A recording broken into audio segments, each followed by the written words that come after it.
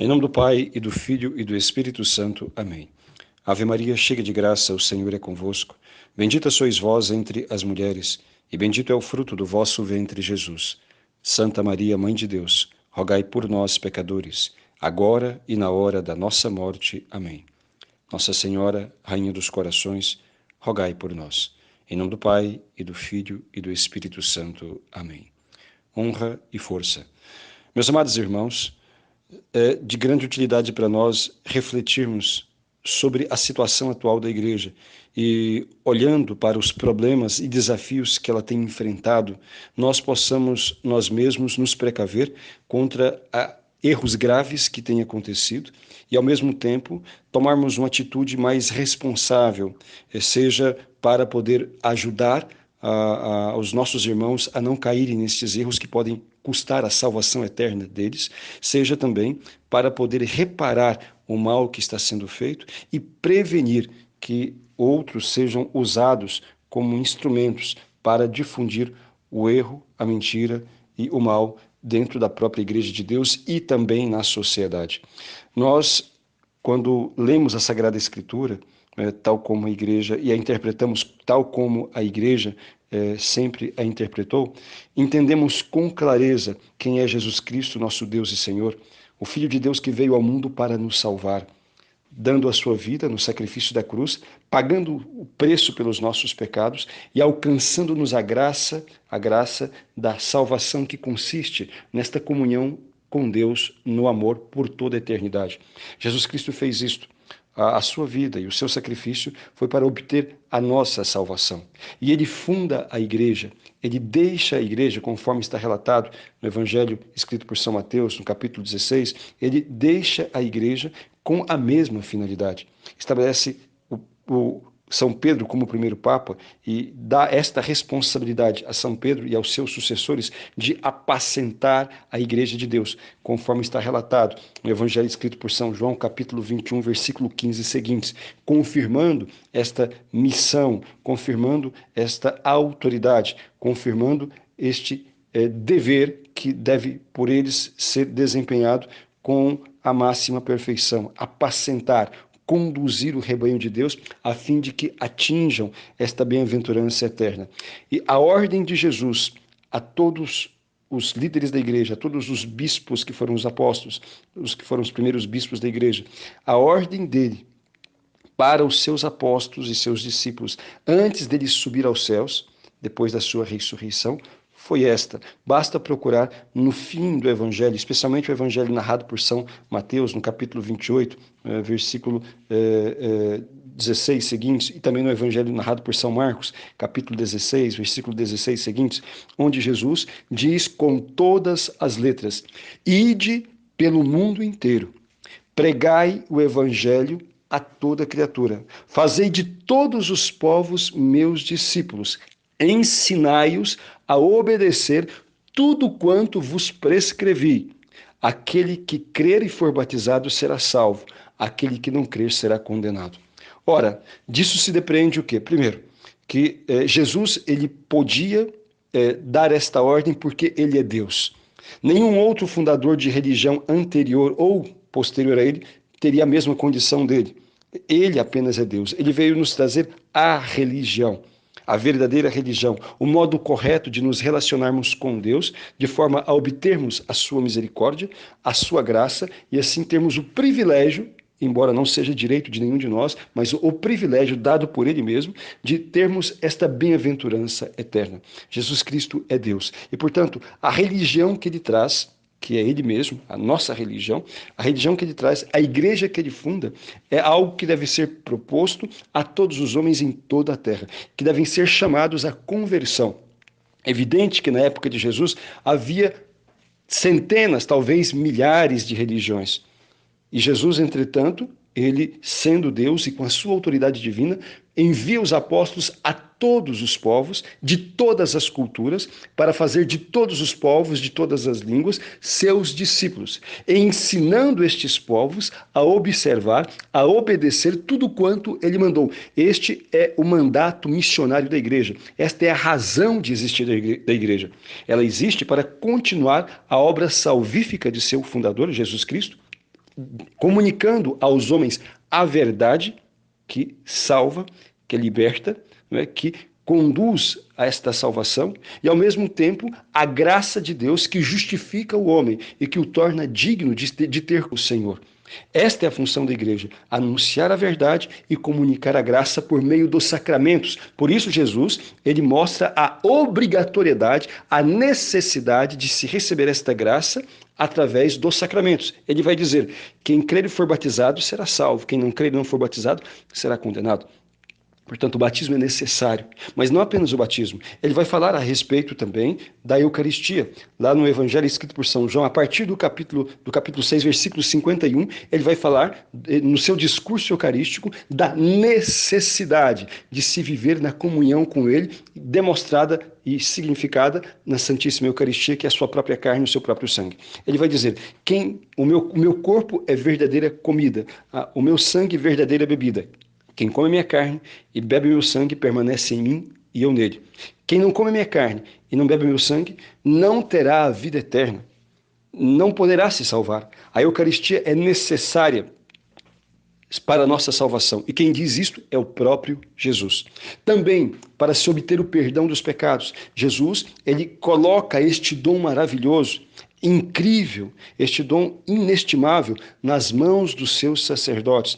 Lá no Evangelho escrito por São João, no capítulo 20, versículo 21, 23, narra justamente o momento em que Jesus institui o sacramento da confissão, dando aos seus apóstolos, que foram os primeiros bispos da igreja, o poder de perdoar os pecados em nome de Deus, ou de não perdoá-los. Jesus diz: recebei o Espírito Santo.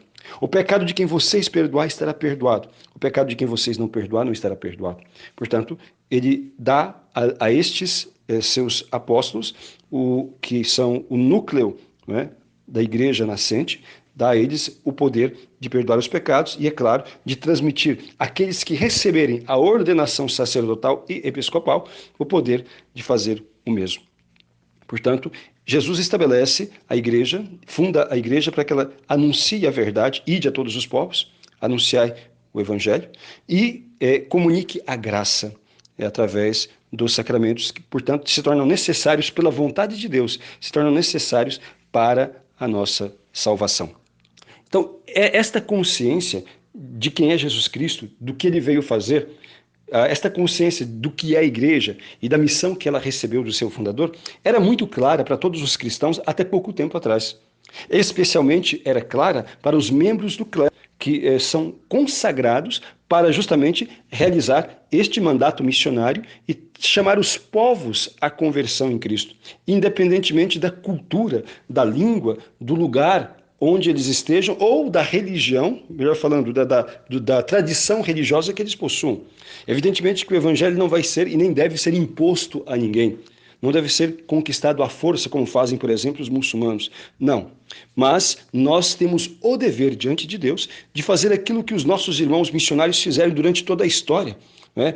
Há muitos às custas de sua própria vida, martirizados, preparando o caminho para outros. Quantos que morreram, quantos tombaram, acreditando, portanto, nesta doutrina de Nosso Senhor, imbuídos desta certeza que a fé nos dá, de que a maior caridade que um ser humano pode ter para com o outro é ajudá-lo a conhecer a Deus e, mais ainda, ajudá-lo a voltar-se para Deus, ajudá-lo a viver nesta graça que alcançará para este mesmo ser humano a felicidade eterna. Não existe caridade maior do que esta. Neste sentido é o que Jesus fala: ninguém tem maior amor do que aquele que dá a vida pelos seus irmãos. E os missionários que nos precederam na fé fizeram justamente isso.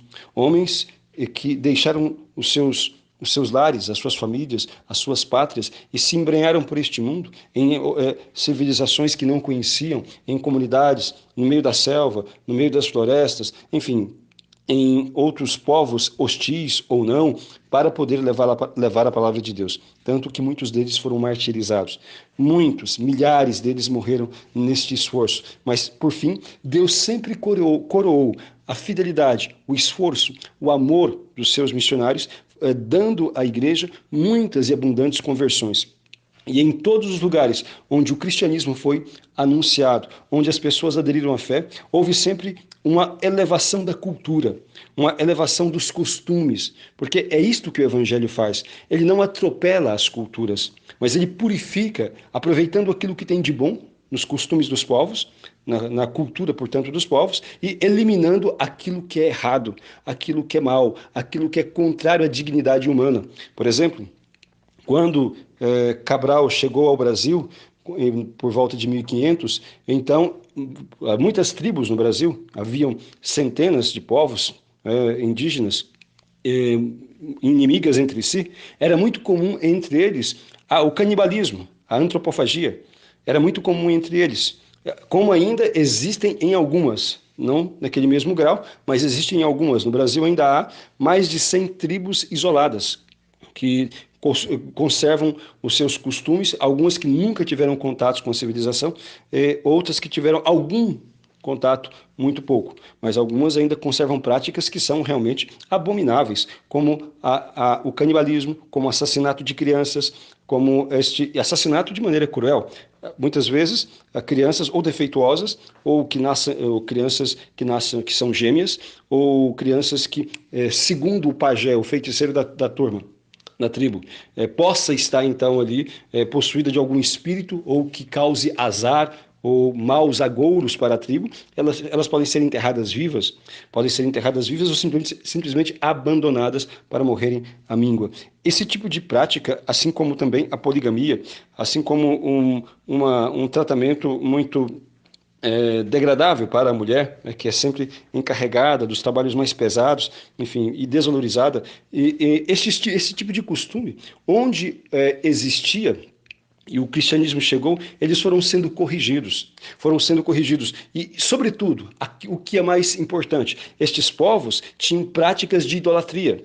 Tinham rituais que os padres descreviam, e de fato assim eram, rituais satânicos. Porque quem é que inspira uma pessoa ou uma comunidade a matar uma criança, a enterrá-la viva? Será que é o Espírito de Deus? Evidente que não. Quem é que inspira uma tribo a matar o seu inimigo e a assá-lo e a comê-lo? Então, será que é o Espírito Santo? Evidentemente que não. Quem é que inspira, enfim, uma tribo a colocar um peso tão grande nas costas da mulher, no sentido confiando, obrigando e carregando-a dos serviços mais pesados e servindo tantas vezes simplesmente como objeto para os homens? Enfim, tudo isto não podemos entender que seja inspiração de Deus. Por isso, onde o cristianismo chegava, ia corrigindo. Do outro lado, havia e há elementos, em todas as culturas existem, elementos positivos também, que são absorvidos pelo cristianismo, que são, por assim dizer, elevados, santificados pela doutrina de nosso Senhor Jesus Cristo. Porque sendo Ele o Criador de todo o ser humano, então é muito comum que se possa elevar, Ele que conhece o ser humano que criou, elevar mais ainda com a própria doutrina que Ele deixou. Esse seria o normal de se acontecer. Mas acontece o quê? Em nossos dias, nós temos assistido uma inversão completa desses valores. Perdeu-se, por parte dos cristãos e também, ou talvez podemos dizer especialmente por parte da hierarquia, esta consciência da sua própria missão. Nós hoje, nas nossas paróquias, em maneira geral, basta analisar a situação. Como andam as nossas dioceses, como andam as nossas paróquias, as nossas comunidades. Quantas pregações dos nossos sacerdotes, dos bispos, enfim, em maneira geral, dos nossos missionários, mas especialmente de bispos e sacerdotes, quantas pregações que realmente têm por base a preocupação com a salvação das almas, a preocupação com a santificação daquelas pessoas, de que o seu rebanho aprenda a verdadeira doutrina de nosso Senhor Jesus Cristo e se adeque à verdade, a fim de que, levando uma vida santa, possa então se salvar. Quantos têm este zelo, essa preocupação, que foi a preocupação que moveu, foi o impulso que moveu todos os apóstolos, que moveu São Paulo a evangelizar o mundo quase todo conhecido do seu tempo, que levou a cada um deles a serem mártires para poder fazer com que as pessoas conhecessem a Jesus Cristo e vivessem segundo os seus ensinamentos, porque foi isso que Jesus disse no Evangelho. Eles levaram a sério este mandato missionário de nosso Senhor, a igreja sempre levou a sério. E a pergunta que se faz agora é o seguinte: por que a maior parte dos bispos não leva a sério este mandato missionário? Por que a maior parte dos padres não leva a sério este mandato missionário? Porque não há mais preocupação com a salvação das almas. O que tem acontecido? Muitos deles perderam a fé, evidentemente, porque quando se deixa de anunciar aquela fé com vigor e com a caridade que se exige para quem consagrou a sua vida a Deus, evidentemente porque se deixou de crer. Ou porque deixou-se de ter um amor suficiente. Às vezes pode-se crer, mas não se tem amor suficiente às pessoas ao ponto de sacrificar a própria vida. Ou seja, de anunciar com destemor, no meio deste mundo hostil de hoje ao cristianismo, anunciar com destemor a vontade de Deus. Então, meus irmãos, tudo o que está acontecendo, no fundo, tem por base, né, esta perda da fé, a perda da consciência da missão que a própria igreja tem, que os próprios bispos e sacerdotes têm. E nós precisamos recuperar isso através do nosso testemunho, através do estudo da verdadeira doutrina, através de muita oração e penitência. Muita oração e penitência. E o trabalho, ele é lento, mas ele precisa ser feito. Evidente é que nós não somos capazes de salvar o mundo inteiro, mas nós podemos influenciar positivamente àqueles que estão ao nosso redor. Nós podemos cobrar de nossas autoridades enfim, fica na consciência deles fazer aquilo que é certo ou não. Mas no que depender de nós, ao menos nós temos que lutar para esclarecer os nossos irmãos qual é o caminho. Qual é o caminho que conduz à santidade? E o critério não é o que a gente acha, ou a nossa vontade, ou, enfim, alguma ideologia que a gente tenha simpatia. O critério é um só. É o Evangelho de nosso Senhor Jesus Cristo, tal como o ensina a Igreja por estes 2000 anos. Este é o nosso critério. A Igreja, o seu magistério, aquilo que ela sempre ensinou, de acordo com a Bíblia, de acordo com a tradição, de acordo com o seu magistério. É isso que tem que ser ensinado. E neste contexto atual, né, nós estamos tendo um grande problema, está na iminência a realização deste Sínodo da Amazônia, que está propondo justamente isso, uma revolução na igreja. Eu não havia estudado o documento de preparação para o Sínodo, que foi lançado em junho, portanto, aí nós estamos no mês 9, há 3 meses atrás. Não havia lido, havia ouvido os rumores, já sabia de muitas dessas ideias que queriam propor, etc., mas não pensava que a coisa seria em tal proporção e de maneira tão explícita como foi. Quando estudei agora este documento chamado de preparação para o Sínodo, o Instrumentum Laboris, né, um documento preparatório que foi feito por um grupo de padres, bispos e cardeal, tendo à frente o cardeal Cláudio Umes. Cláudio Umes foi arcebispo de São Paulo e também foi prefeito para a congregação do clero. Ele é um grande amigo, talvez o maior amigo de Papa Bergoglio, né, do Papa Francisco. Foi ele quem sugeriu ao Bergoglio o nome Francisco. Portanto, o Papa Francisco marcou esse sínodo extraordinário da Amazônia e colocou aos cuidados de seu amigo, que tem uma mentalidade revolucionária, que tem a intenção não apenas de favorecer o sacerdócio de homens casados, mas também de favorecer o sacerdócio feminino, de mudar a liturgia da igreja, a disciplina da igreja, também de propor uma mudança completa e radical na base própria, né, da nossa espiritualidade, propondo a espiritualidade indígena como critério, como base, como inspiração, né, como modelo para que nós possamos renovar a nossa fé e assim entrarmos em harmonia com o cosmos, com a natureza, aprendendo com os índios como fazer isto. Então muda-se completamente o foco. Ao invés de nós evangelizarmos os índios ou os povos autóctones, enfim, nós temos que aprender com eles aquilo que Deus já inspirou a eles. Portanto, eles não precisam da revelação do Evangelho, porque eles já têm uma cultura, eles já têm uma espiritualidade, eles já têm todo um conjunto de rituais e de crenças que garantem, vai dizer isto o Sínodo, que são essenciais e garantem esse equilíbrio cósmico, este equilíbrio entre a natureza, entre as pessoas, entre si e assim por diante. Então, é isto que vai propor o Sínodo. No fundo, este documento preparatório, ele é um documento profundamente revolucionário que muda não apenas a doutrina dogmática da igreja, mas ele muda também o objeto de ação da própria igreja, que no caso seria o bem e a salvação das almas, como nos ordenou nosso Senhor Jesus Cristo, para apenas uma figura de uma ONG, de uma ONG que luta para preservar o meio ambiente e fazer com que os homens possam viver de maneira primitiva, aprendendo com os índios a viverem na floresta, a viverem de maneira tranquila, sem agredirem nada à natureza, porque a natureza é sagrada e ela deve ser por nós não apenas respeitada, mas na linguagem dos índios e na mentalidade deles, adorada. Porque eles são panteístas. A religião indígena, em maneira geral falando, ela é uma religião naturalista. Não há o reconhecimento de um Deus transcendente, ou seja, de um Deus que esteja acima da criação e portanto, tem autoridade sobre todos, né? Não há o reconhecimento disso. Para eles, Deus e a natureza se confundem, então tudo é sagrado. Por isso eles adoram o espírito da floresta, por isso eles adoram, né, as árvores, adoram então as samambaias, adoram os jacarés, adoram, enfim, a mata e assim por diante. Porque tudo é sagrado, tudo é Deus. Esta é a ideia do panteísmo, é a ideia dos índios. Enfim, e o cardeal Umes, assim como aqueles que estão auxiliando e aqueles que fizeram a preparação deste documento, têm o mesmo pensamento.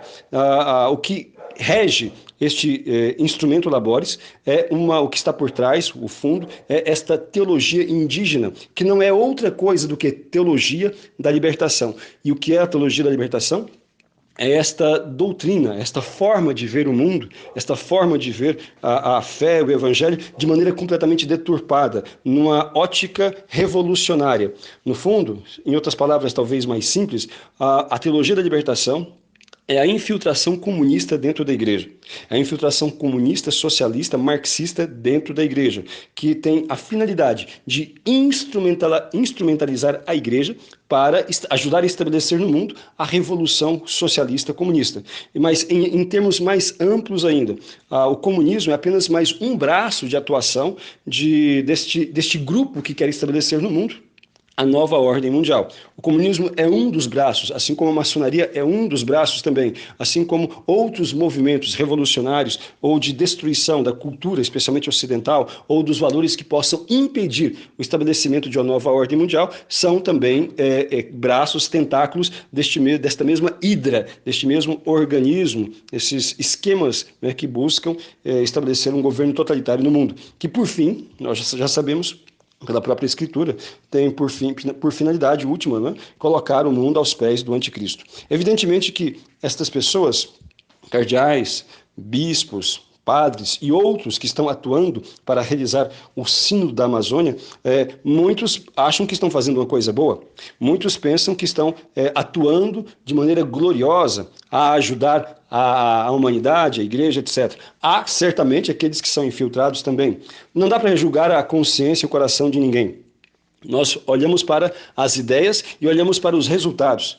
E quanto às ideias e quanto aos resultados, nós podemos falar sem sombra de dúvidas que o que foi proposto por esse sínodo é uma completa apostasia. E isto nas palavras não minhas, nas palavras de pessoas muito, muito eminentes, de pessoas que têm uma estatura intelectual, moral, uma estatura eclesial muito elevada, como, por exemplo, cardeais que são fiéis à doutrina e que têm se mostrado como baluartes da fé neste tempo de apostasia, como o cardeal Brandmüller, que é um alemão. O cardeal Joseph Brandmüller é um alemão e que tem 90 anos, uma sumidade, um homem que tem uma grande sabedoria, um dos maiores entendedores de história da igreja, foi presidente do Pontifício Conselho de Ciências Históricas por mais de 10 anos. Por mais de 10 anos. E ele foi um dos que também assinou, foi um dos 4 cardeais que assinou aquele documento chamado Dúbia, né, quando se pediu ao Papa Francisco esclarecimento acerca do documento controverso chamado Amoris Laetitia, onde parece subentendido que se poderia dar a comunhão para pessoas que vivem em adultério, segundo a união e assim por diante. E como a coisa estava confusa, eles pediram esse esclarecimento, mas, infelizmente, até hoje, o Papa Francisco nunca quis responder. Sabe que esses cardeais, 2 deles já morreram e ainda 2 continuam vivos. O cardeal Raimund Burke, um americano, e também o Brandmüller, que é este alemão. Além do cardeal Brandmüller, o próprio Raimund Burke, que foi o outro da lista dos 4 que estão lutando aí pela fé e que pediram esclarecimentos ao Santo Padre, além deles, também outros 2 grandes cardeais. O cardeal Sara, que é prefeito da Congregação para os Sacramentos, que é um africano. Ele pediu também, aliás, observou que o sínodo, de acordo com este documento preparatório, propõe uma grande ruptura com a tradição, com a doutrina, com que a Igreja sempre ensinou. Também o cardeal Raimund Burke vai na mesma linha, criticando esse instrumento Laboris e fazendo observar que é uma grande ruptura com a fé católica, com a fé cristã. Depois, um ex-presidente da Congregação para a Doutrina da Fé, um outro alemão, chamado Gerhard Miller, ele também observou que este instrumento Laboris, o caminho para onde está que está levando este sínodo, é um caminho de ruptura com toda a tradição e que se trata de algo realmente muito perigoso para a vida da Igreja e para o futuro de todos nós cristãos. Portanto, o cardeal Brandmüller, que foi esse primeiro que citei, ele disse o seguinte, que esse instrumento Laboris é um documento herético e é um convite à apostasia. São palavras muito fortes, mas muito verdadeiras. Se vocês pegarem e lerem, não é um documento muito extenso, tem apenas 60 páginas, 59 para ser mais preciso. Então, dividido em 3 partes. Né? A primeira parte que fala sobre a suposta voz da Amazônia, fazendo uma espécie de análise sociológica, enfim, da situação, falando sobre o território, o tempo, sobre o diálogo, a vida na Amazônia. Depois tem uma segunda parte que fala desse o que significa essa ecologia integral, né? E do clamor da terra e dos pobres, mostra como que essa ecologia integral, como que deve realizar-se essa conversão ecológica integral pela qual deve passar a Igreja e todos os cristãos e todas as pessoas do planeta. Ou seja, aprendendo com os índios, né, como cultuar esses espíritos que eles cultuam e como fazer estes rituais que eles fazem e como desta forma aprender a conviver em harmonia com a natureza e com o cosmos, assim por diante. Chegando ao ponto de usar a palavra que aprender estes rituais, resgatá-los e realizá-los é essencial para o equilíbrio. É isso mesmo. O documento vai usar esta palavra, é essencial e que a Igreja deve passar por esta conversão. Mas que loucura que é esta? É de uma insanidade tão grande o que diz nesse documento, ao ponto de que o cardeal, por isso, com toda a sua autoridade, disse: trata-se de um documento herético que renega a fé católica e que quer estabelecer uma religião naturalista com uma roupagem, com uma casca enganadora cristã, entende? Porque na verdade não tem nada de cristianismo. Não é anúncio de Jesus Cristo, não é anúncio da doutrina, porque eles dizem que aquilo que os nossos irmãos fizeram no passado, aquilo que os missionários fizeram, evangelizando, como São José de Anchieta, como Padre Manuel da Nóbrega, como tantos outros, São Turíbio de Mogrovejo, tantos outros que atuaram na América Latina, evangelizando os índios, que o que eles fizeram foi uma agressão. E quando fala agressão, é no sentido de terem anunciado aos índios uma doutrina e uma cultura diferente da deles. Então, eles consideram um absurdo esta evangelização que a Igreja fez durante esses 2000 anos, que nós não temos que ensinar nada para os índios. Nós temos que aprender com eles a adorar o que eles adoram e a viver na harmonia que eles vivem com a natureza. Como se a evangelização fosse um mal, portanto. Há um desses teólogos da libertação, um grande nome, um grande expoente, né? Chamado esse Paulo Suez. Paulo Suez é um jesuíta, um teólogo alemão, né, para variar, que vai falar justamente isto, mudando aquilo que a Igreja ensina sobre ela mesma como instrumento de salvação para toda a humanidade. Ele vai modificar isto e vai dizer: fora da cultura não há salvação. Quer dizer, fora da cultura, o que vai salvar é a pessoa viver a sua cultura. Por isso que nós não podemos tirar o índio da sua cultura, nós não podemos evangelizá-los. Antigamente, então, todos buscavam cumprir o mandato missionário da Igreja, levando a doutrina de Jesus o ensinamento sobre a pessoa e a doutrina de Jesus, por acreditar que ele é Deus, é o único Salvador, conforme ele mesmo falou. Eu sou o caminho, a verdade e a vida. Ninguém vem ao Pai senão por mim. E, entretanto, estas palavras foram esquecidas, não apenas esquecidas, têm sido combatidas, relativizadas e combatidas. Tem se visto isto, tem se olhado para essas palavras apenas como uma opinião e mesmo assim já ultrapassada e que não deve, então, nos influenciar. Então, a demência chega a tal ponto, né, que a proposição da adoção, do aprendizado e do resgate dessa espiritualidade indígena e desses cultos indígenas e desses rituais indígenas, elas devem ser feitas para se restabelecer o equilíbrio ecológico e faz parte, portanto, desta conversão integral. É isso que fala o documento. Peguem e leiam o que está escrito lá. Entende? Há muito mais coisas, então não vou aqui fazer um resumo, porque já fiz isto em outros áudios. Mas o que gostaria de acentuar para vocês é a necessidade de se despertar para o momento que nós estamos vivendo e que cada um de vocês tem a responsabilidade. O que vocês acham que vai acontecer com você? O que você acha que vai acontecer com você se você for indiferente ao momento que nós estamos vivendo? Você acha que você não vai ter que responder diante de Deus pela sua omissão, pela sua preguiça ou pelo seu desinteresse em aprender as coisas da fé e pela sua falta de disposição ou de coragem, o que quer que seja, em defender a doutrina de nosso Senhor Jesus Cristo? Você vai ter que responder diante de Deus. Você que é leigo, você que é sacerdote, vocês que são bispos, todos vão ter que responder, sabe? Não é possível. Depois que eu li esse instrumento Labores, eu fiquei muito impressionado, embora já estude isso há muito tempo, toda esta infiltração marxista, comunista, revolucionária dentro da igreja, maçônica e assim por diante. Já sabia também das intenções do sínodo em vários pontos, mas eu pensava que eles seriam mais discretos, pensava que eles seriam assim mais sutis, e na verdade não são. Na verdade eles são bastante explícitos no documento. Esse documento de preparação para o sínodo, né? Lembre-se que quem está à frente é o cardeal Cláudio Umes, amigo do Papa Francisco, e que tem como vice, importante observar isso também, né? Ele tem como vice, né? Ele é o relator geral do sínodo, é o relator geral, aquele que vai então fazer a composição, recolher ali as opiniões finais e vai fazer o relatório e apresentar ao Papa. Ele tem como vice um bispo aposentado alemão que trabalhou na região amazônica no Xingu, chamado Dom Erwin Klautler. Esse Dom Erwin Klautler, ele, durante toda a sua vida de bispo, ele nunca batizou um indígena.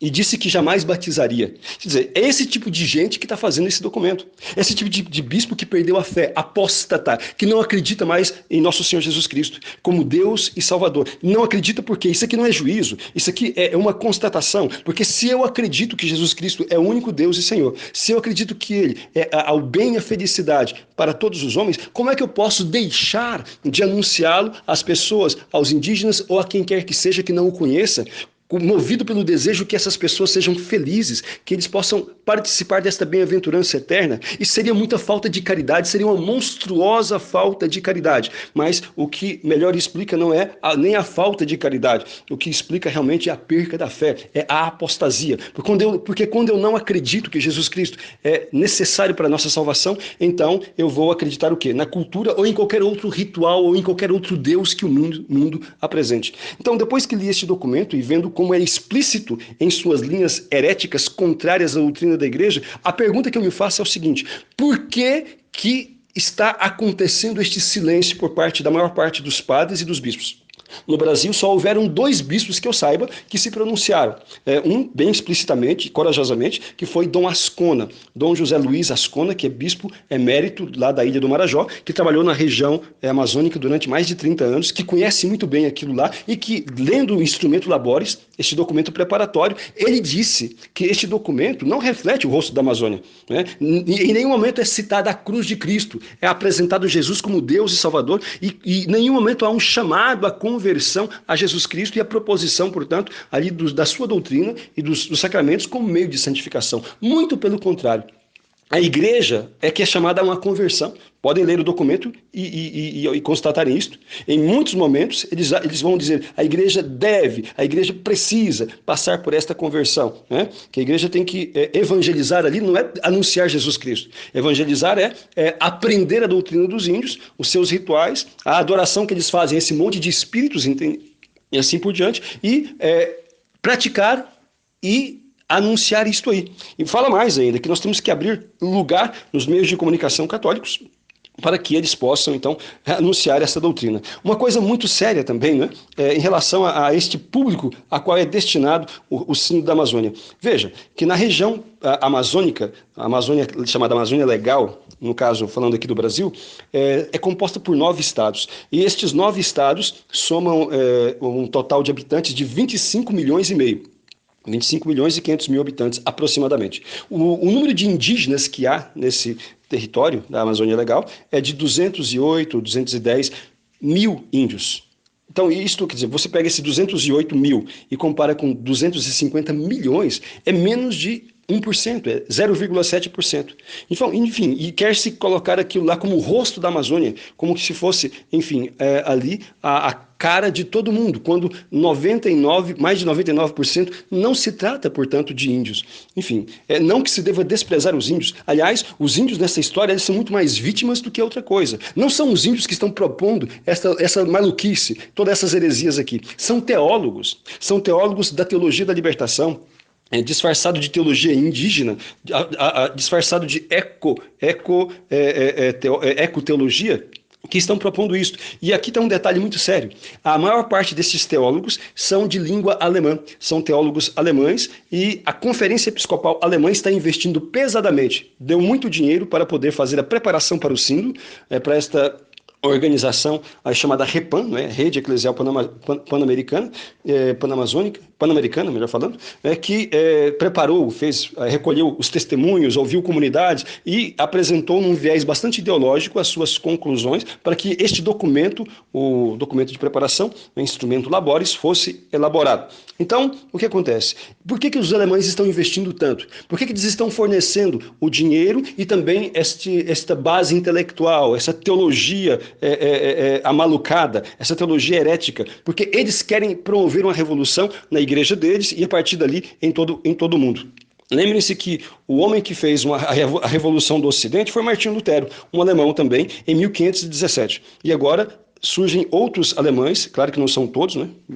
Prova disso é o grande Papa Bento XVI, um dos maiores teólogos vivos atualmente e um gigante na defesa da fé. Então, inclusive esses cardeais que se pronunciaram, 2 deles são alemães, o Brandmüller e o Gerhard Müller. Eles são ferrenhos defensores da fé, são baluartes defensores da fé nesse tempo de apostasia. Mas, fora estas exceções que existem, graças a Deus, a maior parte, a Conferência Episcopal Alemã como um todo, tem a intenção de mudar a estrutura da igreja, sabe? E estão usando o sínodo como forma de alcançar estas mudanças, né? Para poder quebrar a hierarquia, porque eles querem a democratização, não querem este poder na mão dos sacerdotes, querem então distribuir o poder para os leigos e assim por diante. Eles querem quebrar o celibato sacerdotal, de forma a ordenar homens casados, enfim, e querem a ordenação de mulheres, coisa que a igreja já bateu o pé, já disse que nunca fez e nunca vai fazer,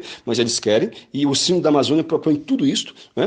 Propõe também a aceitação, a mudança da moral sexual. Eles querem, então, que a igreja tenha uma atitude de aceitação da homossexualidade, da ideologia de gênero, e que a igreja possa, então, aceitar a comunhão de todas as pessoas, independentemente da forma como vivem, seja em casais, pares, não casais, pares homossexuais, sejam então pessoas que vivem amancebadas em adultério, todos devem ser admitidos, não pode haver restrições nos sacramentos. É isso que eles querem. É uma mudança estrutural da liturgia, da moral, da doutrina, da dogmática e assim por diante. Querem relativizar a nossa fé, querem colocar o cristianismo como uma expressão de fé entre muitas outras, e que ninguém tem que sair da sua igreja, da sua doutrina, da sua cultura, da sua religião, da sua idolatria, para poder então se salvar. Todos irão para o céu, nem sabe se esse céu existe na verdade, porque inferno mesmo eles já negam há muito tempo, né? Mas, enfim, é isso que eles querem, uma religião naturalista, que não tenha doutrina, que não tenha dogmas, que não tenha exigência moral nenhuma para ninguém.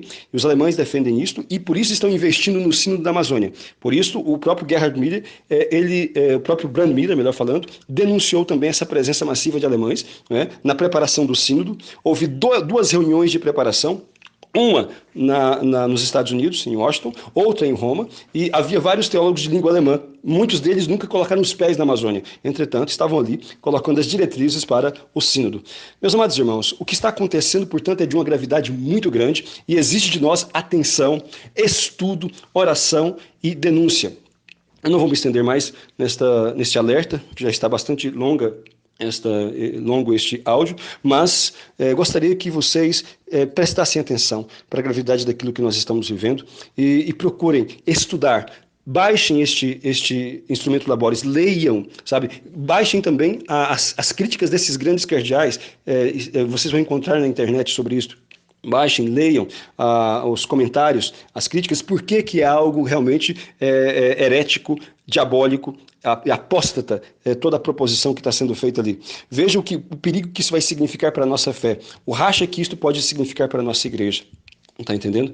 E não é um racha, talvez vão ser vários rachas se as ideias que estão ali vingarem. Mas ainda há tempo pela oração, pela penitência e pelo anúncio profético e corajoso, pela denúncia dessas mazelas que estão propostas para serem discutidas no sínodo. Está em tempo ainda de sensibilizar as nossas autoridades e fazer ver que existem ainda católicos que acreditam em Jesus Cristo, que acreditam na igreja que tem 2000 anos, que acreditam neste mandato missionário e que acreditam que Jesus é o único Deus e Salvador e que ele deve sim ser anunciado a todos os povos e que não se deve perverter a doutrina da igreja para agradar nenhuma cultura moderna ou para agradar, sobretudo, teólogozinhos comunistas, teólogozinhos aí cheio de merda na cabeça, que não tem por peito a salvação de ninguém, mas apenas a difusão de suas ideias tresloucadas a despeito e em contradição com a verdade eterna de nosso Senhor. Vamos então fazer isto, estudar, vamos procurar rezar e procurem também denunciar. Entre na internet, onde tiver vídeos de bispo, de padre, de quem quer que seja apoiando o sínodo, vai lá e coloca negativo, faça um comentário criticando,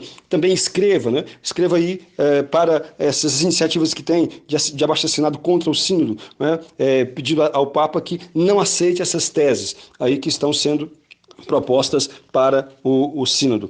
Enfim, faça isto e de alguma forma suplique a Deus a misericórdia, porque os tempos são muito difíceis e se nós não fizermos nada, nós iremos ter que responder diante de Deus pela nossa omissão. E depois, desperte o seu padre e o seu bispo, porque é escandaloso, melhor falando, o silêncio dos bispos. Aqui no Brasil disse, foi Dom Ascona que falou e também o Dom Fernando Rifan escreveu um artigo, não foi muito contundente, mas escreveu pelo menos um artigo, embora foi pouco divulgado. Mas esses dois bispos que se manifestaram. De restante, onde é que estão os defensores da fé?